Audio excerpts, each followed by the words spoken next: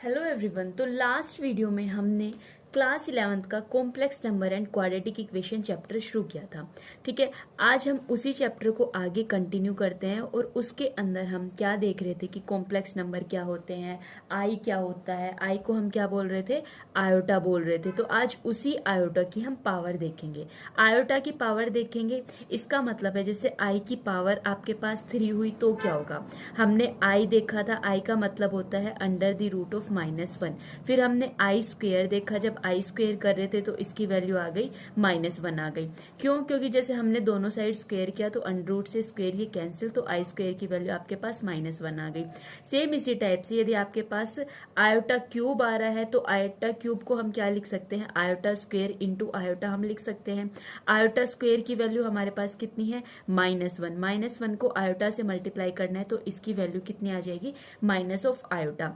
Iota की power 4 find करनी है तो आयोटा की पावर 4 को हम क्या लिख सकते हैं, आयोटा स्क्वेयर का स्क्वेयर। आयोटा स्क्वेयर की वैल्यू होती है -1, -1 का स्क्वेयर आपके पास आ जाएगा +1। तो इसी टाइप से हम कह सकते हैं कि आयोटा क्यूब की वैल्यू माइनस आयोटा और आयोटा 4 की वैल्यू आपके पास +1 होगी। इसके अलावा आगे हमें कोई भी आयोटा की कितनी भी पावर फाइंड करनी है, चाहे फिर हमें नेगेटिव फाइंड करनी है या फिर पॉजिटिव फाइंड करनी है। जैसे हम एग्जांपल देख लेते हैं, हमें आयोटा की पावर -1 को फाइंड करना है। आयोटा की पावर -1 का मतलब है 1 अपॉन आयोटा लिख सकते हैं, क्योंकि -1 है तो नीचे गए तो पॉजिटिव पावर हो जाएगी। अब देखो 1 अपॉन आयोटा की तो वैल्यू हमें नहीं पता, हमें सिर्फ इन 4 की वैल्यू पता है, इनकी ही हेल्प से हमें क्या करना है, फाइंड करना है। तो क्या मैं इस 1 अपॉन आयोटा को आयोटा से मल्टीप्लाई आयोटा से डिवाइड कर देती हूँ, तो यहाँ हो गया आयोटा और नीचे हो गया आपके पास आयोटा का स्क्वायर हो गया। ठीक है, आयोटा स्क्वायर की वैल्यू कितनी होती है, आयोटा स्क्वायर की वैल्यू होती है -1, तो आयोटा की पावर -1 की वैल्यू आपके पास क्या हो गई, माइनस ऑफ क्या हो गई है, आयोटा हो गई है। ठीक है, सेम इसी टाइप से यदि आपको आयोटा की कितनी भी पावर फाइंड करनी है तो आप कर सकते हो। जैसे आयोटा की पावर 4k, अब ये k क्या है आपके पास, k कोई भी नंबर हो सकता है, क्या मतलब 4 का कोई भी मल्टीपल हो सकता है। ठीक है, जैसे आयोटा की पावर 12, आयोटा की पावर को 12 को हम क्या लिख सकते हैं, 4 इंटू 3 लिख सकते हैं। तो 4 इंटू 3 आयोटा की पावर 4 और उसकी पावर 3, ऐसे भी तो लिख सकते हैं, इसका मतलब भी तो 4 इंटू 3 है। अब देखो आयोटा की पावर 4 का मतलब होता है 1, तो 1 की पावर 3, 1 की कितनी भी पावर हो तो उसकी वैल्यू आपके पास क्या हो जाती है, 1 हो जाती है। तो हम ये अप्रोच करने की क्या करेंगे, इसको कोशिश करेंगे। ठीक है, एक और टाइप का हम एग्जाम्पल देख लेते हैं। जैसे हमारे पास आ गया under the root of 5 iota square, इसका हमें स्क्वेयर फाइंड करना है। तो हम कैसे करेंगे, 5 का स्क्वेयर करेंगे सबसे पहले, फिर आयोटा स्क्वेयर का क्या हो गया, स्क्वेयर हो गया। 5 का स्क्वेयर, अंडर रूट 5 का स्क्वेयर आपके पास क्या हो जाएगा, 5 हो जाएगा। ये आयोटा स्क्वेयर का स्क्वेयर मतलब आयोटा की पावर 4, आयोटा की पावर 4 का मतलब होता है 1, तो 5 इंटू 1 की वैल्यू आपके पास हो जाएगी 1। ठीक है, सेम इसी टाइप से अब हम देखते हैं इसके अंदर आइडेंटिटीज। आइडेंटिटीज हमने किसकी पढ़ी है, अभी रियल आइडेंटिटीज पढ़ी है। जैसे x प्लस वाई का होल स्क्वेयर आपके पास क्या होता है, x square plus y square plus क्या हो गया, 2x इंटू वाई हो गया। सेम इसी टाइप से अभी हमारे कॉम्प्लेक्स नंबर चल रहे हैं और हमने लास्ट वीडियो में देखा था कॉम्प्लेक्स नंबर को हम किससे डिनोट करते हैं, z से डिनोट करते हैं। z का मतलब क्या होता है, x प्लस आयोटा वाई, जहाँ पे x जो होता है आपका रियल पार्ट होता है, y जो होता है इमेजिनरी पार्ट होता है, ये आयोटा के साथ मल्टीप्लाई है। तो अब z1 प्लस z2 का स्क्वायर हम फाइंड करेंगे, तो सेम इसी टाइप से z1 का स्क्वायर प्लस z2 का square plus twice of z1 into क्या हो जाएगा, z2 हो जाएगा। आप इसको प्रूफ करना है तो कर सकते हो यहाँ से। जैसे इस लेफ्ट हैंड साइड को हम क्या लिख सकते हैं, z1 प्लस z2, इसको किससे मल्टीप्लाई करना है, z1 प्लस z2 से ही मल्टीप्लाई करना है। तो यहाँ एक ही z1 इस पूरे से मल्टीप्लाई होगा, तो सेम इसी टाइप से ये z2 भी, जैसे हम सिंपल मल्टीप्लाई करते आ रहे थे ना, तो सेम उसी टाइप से हमें इन्हें मल्टीप्लाई करना है। जैसे इनको मल्टीप्लाई करके यहाँ से हम सोल्व करेंगे तो हमारे पास ये ऊपर वाली आइडेंटिटी जो है बन जाएगी। तो ये ऊपर वाली आइडेंटिटी बन जाने के बाद इन दोनों को ऐड अप कर दिया तो z1 का स्क्वायर प्लस z2 का square plus twice of z1 into z2 आपके पास हो गया। अब देखो ये हमने लास्ट वीडियो में ये भी तो देखा था कि कम्यूटेटिव लो को होल्ड करता है, कम्यूटेटिव लो को होल्ड करता है मतलब z1 इंटू z2, इसकी वैल्यू किसके इक्वल होती है, z2 इंटू z1 के इक्वल होती है। क्वेश्चन किस किस टाइप के आएंगे हम वो क्वेश्चंस देख लेते हैं। जैसे हमारे पास एग्जाम्पल एक है, हमें जैसे -5 आयोटा इंटू 1/8 आयोटा, इसको हमें किसके अंदर एक्सप्रेस करना है, a प्लस आयोटा b के अंदर हमें ए से एक्सप्रेस करना है। तो ये हम कैसे करेंगे? सबसे पहले देखो ये मल्टीप्लाई हो रहे हैं तो इनको सिंपली आप क्या कर दीजिए, मल्टीप्लाई कर दीजिए। न्यूमरेटर न्यूमरेटर से होता है, डेनोमिनेटर डेनोमिनेटर से होता है। -5 का 5 आयोटा का स्क्वायर हो जाएगा अपॉन 8। आयोटा स्क्वायर की वैल्यू हमारे पास क्या होती है, -1 होती है अपॉन 8। तो ये माइनस माइनस ये आपके पास हो गया 5 अपॉन 8। अभी देखो यहाँ सिर्फ रियल पार्ट है, इमेजिनरी पार्ट कुछ है ही नहीं, तो हम इसको लिख सकते हैं 5 अपॉन 8 प्लस 0 इंटू आयोटा, या आयोटा इंटू 0 लिख सकते हैं। ऐसा क्यों लिखा? क्योंकि हमें ये a प्लस आयोटा b की फॉर्म में क्या करना था, इसको एक्सप्रेस करना था, तो हमने ये किया।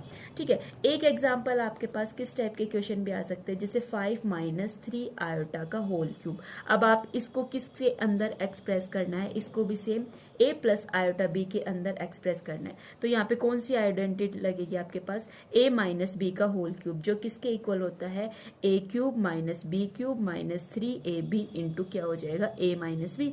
तो वही हम अप्लाई करते हैं, तो वो हम अप्लाई करेंगे। तो हम यहाँ से लिखते हैं 5 का क्यूब माइनस 3 इंटू 5 का स्क्वायर इंटू 3 आयोटा, या फिर जैसे इसने ये लिख दिया 3a स्क्वायर इंटू बी, या फिर लिख दो प्लस 3ab स्क्वायर। ठीक है, समझ रहे हो ना? तो वही वाली चीज लिख दी, प्लस 3a इंटू बी का क्या हो जाएगा, स्क्वायर, और माइनस क्या हो जाएगा, b का क्यूब। b का क्यूब आपके पास क्या हो गया, 3 आयोटा का क्यूब।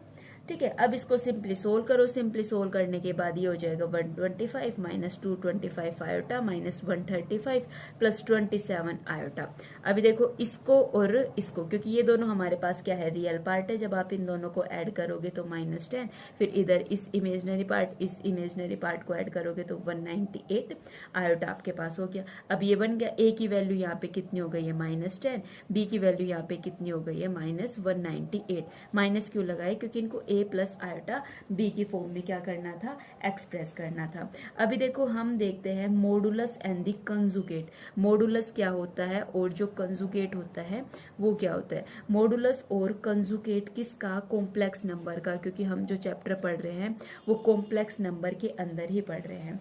अब ये मॉडुलस कैसे फाइंड करते हैं, इसके लिए हम समझते हैं इसको। सबसे पहले जैसे आपके पास कोई भी एक कॉम्प्लेक्स नंबर इस फॉर्म में है, अभी आपको इसका क्या फाइंड करना है, मोड फाइंड करना है। तो इसका जैसे मोड फाइंड करेंगे तो उसकी वैल्यू होगी a स्क्वायर प्लस क्या हो जाएगी, b स्क्वायर। इसका हम एग्जांपल लेके देख सकते हैं, जैसे z equal to 2 plus iota.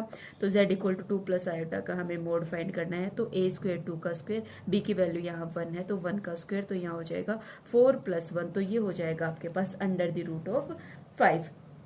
ठीक है, अब सेम इसी टाइप से आपको इसका क्या फाइंड करना है, कॉन्जुगेट। कॉन्जुगेट का मतलब होता है z बार। z बार मतलब जैसे ये z है इसके ऊपर बार। अब z बार क्या करता है, आयोटा वाले पार्ट को क्या कर देगा, नेगेटिव। जैसे z का हमें a प्लस आयोटा b का हमें कॉन्जुगेट फाइंड करना था, तो वो आपके पास a माइनस आयोटा b आ गया। जैसे ऊपर वाला एग्जाम्पल ले लेते हैं, z equal to 2 plus iota, तो यहाँ पे z कॉन्जुगेट फाइंड करना है, तो वो आपके पास कितना हो जाएगा, 2 माइनस आयोटा हो जाएगा। ठीक है, कुछ इंपोर्टेंट टर्म है वो आपको ध्यान रखनी है। जैसे सबसे पहले z इंटू जेड कॉन्जुगेट या z इंटू जेड बार, इसकी वैल्यू होती है मोड ऑफ z का स्क्वायर। ठीक है, नंबर 2 आपके पास है mode of z1 into z2, इसको आप किसके इक्वल भी लिख सकते हो, z1 इंटू z2। ये जो है आपके क्वेश्चन सोल्व करने में हेल्प करेगी। या फिर आपको मोड फाइंड करना है z1 इंटू z2, तो इसका मतलब है पहले आप z1 का फाइंड कर लीजिए मोड, फिर z2 का, फिर उनको सिंपली डिवाइड कर दीजिए। फिर z1 इंटू z2 का पूरा कॉन्जुगेट फाइंड करना है, तो z1 बार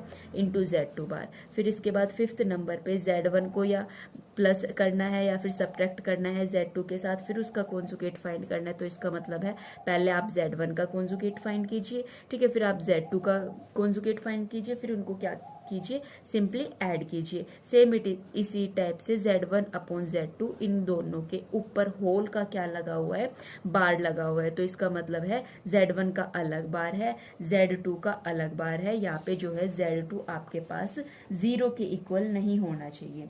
ठीक है, 0 के इक्वल नहीं होना चाहिए। तो इसी के साथ आप चाहो तो इसका कोई भी एक एग्जाम्पल लिख के देख सकते हो, या इससे रिलेटेड कोई भी एग्जाम्पल लिख के देख सकते हो। अभी देखो इसका एग्जाम्पल, आप जैसे हमें एक बार मल्टीप्लीकेटिव इनवर्स, इससे पहले एक और टर्म है मल्टीप्लीकेटिव मल्टीप्लीकेटिव इनवर्स। ये मल्टीप्लीकेटिव इनवर्स हम शायद 8th क्लास में भी पढ़ के आए थे। ठीक है, मल्टीप्लीकेटिव इनवर्स क्या कहता है, z बार मतलब 1/z की क्या करनी है, वैल्यू फाइंड करनी है। ठीक है, जैसे एडिटिव इनवर्स -a होता था तो मल्टीप्लीकेटिव इनवर्स 1/z करके या 1/a करके इस टाइप से होता था। अब देखो यहाँ से z बार की वैल्यू फाइंड करनी है तो हम z बार को या z इनवर्स की वैल्यू किसके इक्वल होती है, z bar upon mode of z का स्क्वायर, इसके भी इक्वल होती है। ये भी एक इंपॉर्टेंट फॉर्मूला है तो इसको भी आप 7th नंबर डाल के कि मल्टीप्लीकेटिव इनवर्स z इनवर्स की value z bar upon mode of z का स्क्वायर, इसके इक्वल आपकी वैल्यू होती है। अब देखो यहाँ पे हमारे पास एग्जांपल दिया हुआ है, z की वैल्यू कितनी दी हुई है, जैसे 2 - 3 आयोटा दिया हुआ है। तो सबसे पहले मैंने z बार निकाला तो आयोटा वाली यदि नेगेटिव है तो पॉजिटिव हो जाती है, पॉजिटिव है तो नेगेटिव हो जाती है। फिर मैंने निकाला मोड ऑफ z का स्क्वायर। ठीक है, मोड ऑफ z का स्क्वायर का मतलब है जैसे ओनली मोड ऑफ z की वैल्यू हमारे पास कितनी होती है, √√a² + b², लेकिन मोड ऑफ z का स्क्वायर इसकी वैल्यू हो जाएगी a² + b², a² की वैल्यू 2², b² की वैल्यू 3², तो ये हो जाएगा 4 + 9, तो इसका मतलब क्या हो जाएगा 13। हाँ, यहाँ पे b की वैल्यू क्या है, -3, तो वो चीज ध्यान रखना। तो ये आपके पास 13 हो जाएगा। तो z इनवर्स की वैल्यू, इसका मल्टीप्लीकेटिव इनवर्स क्या आ जाएगा, z बार की वैल्यू है 2 + 3 iota, mode of z square इसकी वैल्यू आपके पास कितनी हो जाएगी 30, तो z इनवर्स की वैल्यू हो जाएगी 2/13 + 3/13 आयोटा। तो यहाँ पे a की वैल्यू ये हो गई, b की वैल्यू हो गई, रियल पार्ट ये हो गया, इमेजिनरी पार्ट आपके पास ये। इस वीडियो का एक लास्ट टॉपिक और देख लेते हैं। ठीक है, वो आपके पास क्या होता है, जैसे आर्गन्ड प्लेन या फिर आप इसको क्या बोल सकते हो, कॉम्प्लेक्स प्लेन। आर्गन्ड प्लेन और कॉम्प्लेक्स प्लेन आपके पास क्या होती है, देखो जैसे हम ये कहते थे कि भाई ये आपके पास x एक्सिस होती है, ये आपके पास क्या होती है y एक्सिस। तो इसी टाइप से ये जो x एक्सिस होती है ये आपकी रियल एक्सिस होती है और ये आपकी क्या होती है, इमेजनरी एक्सिस होती है। ठीक है, जैसे रियल एक्सिस होती थी और ये इस टाइप से ये आपकी क्या हो जाएगी, इमेजनरी एक्सिस हो जाएगी। ठीक है, अब जैसे आपको ये पॉइंट रिप्रेजेंट करना है 2 + 4 आयोटा, तो यहाँ पे सेम उसी टाइप से ये 0 होता है, फिर ये हो जाएगा 1, ये 2, ये 3, ये 4, इधर हो जाएगा आयोटा, फिर 2 आयोटा, फिर 3 आयोटा, इस टाइप से करके ऊपर एक पॉइंट और ले लो 4 आयोटा करके, फिर नीचे हो जाएगा -आयोटा, -2 आयोटा, -3 आयोटा, इधर हो जाएगा -1, -2, -3। अब देखो x पे कितना है 2, तो ये आपका हो गया 2 + 4 आयोटा, तो 2 + 4 आयोटा ये पॉइंट आपका यहाँ आ जाएगा, क्योंकि ये x की वैल्यू होती है, ये जो इमेजिनरी पार्ट होती है ये y की वैल्यू होती है। ठीक है, इससे रिलेटेड आपके कुछ खास क्वेश्चंस नहीं है, बस इतना ही बताया हुआ है। तो इसी के साथ हमारा जो है क्लास 11th का ये चैप्टर कंप्लीट हुआ। नेक्स्ट वीडियो में अगला चैप्टर शुरू करते हैं।